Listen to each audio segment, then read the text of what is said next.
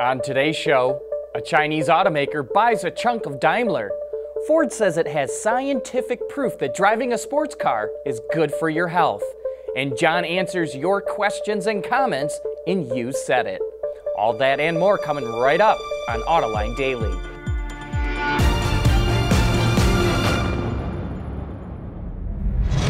This is Autoline Daily, the show dedicated to enthusiasts of the automotive industry. Chinese automaker Geely, the parent company of Volvo, just bought a stake in Daimler. Reuters reports it's likely less than 3% because anything over that level requires a regulatory disclosure in Germany. Geely wants an alliance with Daimler to get access to its EV technology and to establish an EV joint venture in Wuhan, China. However, Daimler is hesitant to form a partnership with Geely. It already has a joint venture with BAIC, and it rejected an offer from Geely in November for a 5% stake in the company. Are you feeling a little down in the dumps? Then buy a performance car. A study done by Ford shows driving a sports car daily is one of the best ways to boost your sense of well-being. Using medical equipment, the study measured periods of peak excitement, what Ford calls buzz moments, during a number of activities, and found that driving produced more buzz moments than things like watching a sports game or a passionate kiss with a loved one, and only ranks second to riding a roller coaster. The study is all part of looking into how vehicles can better understand and respond to drivers' emotions. But the next time someone tells you you don't need a sports car, just tell them it's good for your health.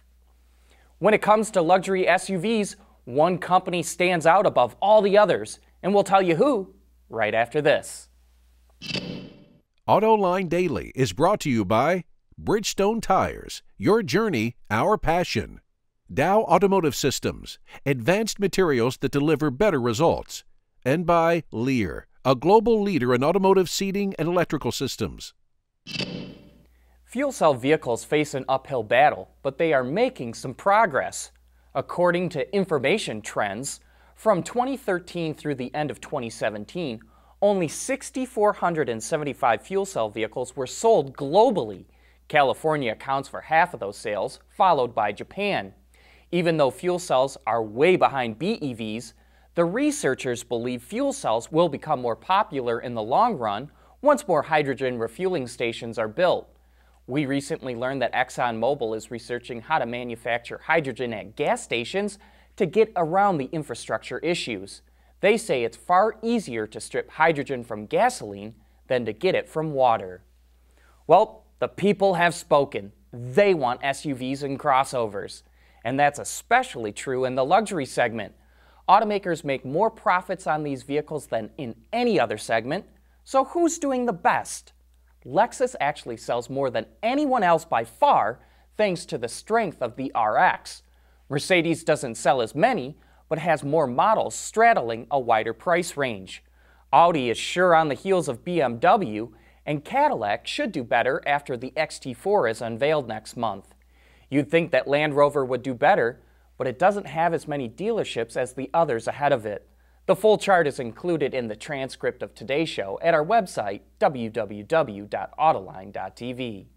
Coming up next, it's time for You Said It. Lighter, safer, stronger, quieter, and more sustainable.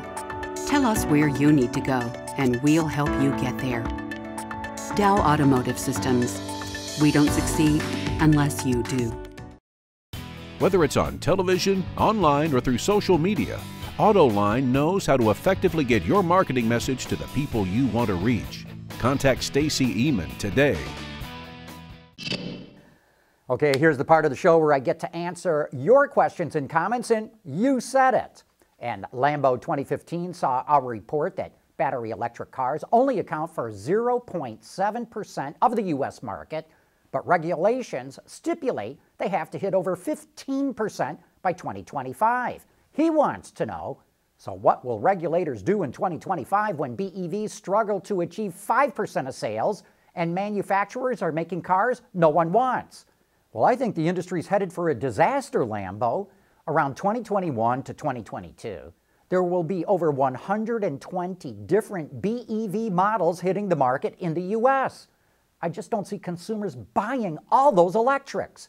That means there's going to have to be massive incentives and prices will collapse.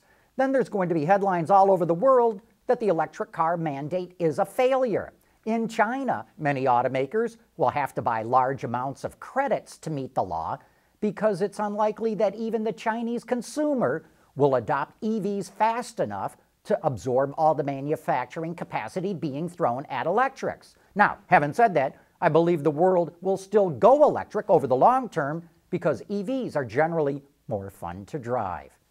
Kit Gerhardt wants to know, does Ferrari make any money from their F1 team or only spend it? Well, Kit, Ferrari definitely makes a profit on its F1 team. It receives far more support money from F1 than any other team. Some estimates are that it gets $180 million a year, and that's nearly $100 million more a year than F1 gives to a team like McLaren. This is why some of the lower teams are complaining about the system. Why race if you know you never have any chance of getting on the podium, much less winning? Even though each team can raise its own sponsorship money, that is really hard to do. Buzzard saw our video with Sandy Monroe with his critique of the Tesla Model 3, especially about the process that emergency workers have to go through cutting into the car after an accident. Sandy talked about whether or not emergency workers would even know where to cut. Buzzard says, you had a firefighter call in and say his department had detailed drawings of all the cars. Well, my department employs about 200 men, and I can tell you, we don't have and have never had any type of information like that. Well, Buzzard, Tesla does make that information available online, but I suspect your fire department is like most others. They are not aware it's available, have not downloaded it, and when seconds count to save someone's life, this is a problem. Dan Sanger also had a question about the Model 3 video. It's kind of strange that you're only highlighting what you see as flaws. I'd like to see some coverage of engineering advancements too. Well, all I can tell you, Dan, is stay tuned. More to come. And John Dennison says, it's very sad that Autoline has lost its objectivity. Why the anti-Tesla sentiment and not other makes? Oh, John, where have you been? We critique all kinds of cars, pointing out the good and the bad on everybody. And you know, I got to tell you, it's been an eye-opener for me that any criticism of Tesla produces the most angry backlash from its supporters. Look, the Model 3 is a car that is underdeveloped, was rushed to the market before it was ready, and it's struggling with a manufacturing process that was poorly conceived. I don't think we have ever seen a car company botch the launch of a car as badly as Tesla has. And look, I want them to succeed. I think it would be cool to have an upstart crack open the market and be successful. But here's a word of advice to all you Tesla fans. You do not do this company any favors by patting it on the back for a job poorly done. You should be demanding excellence from this company and see that it delivers, because otherwise, it is not going to survive. And with that, we wrap up today's report. Thank you for making Autoline Daily a part of your day.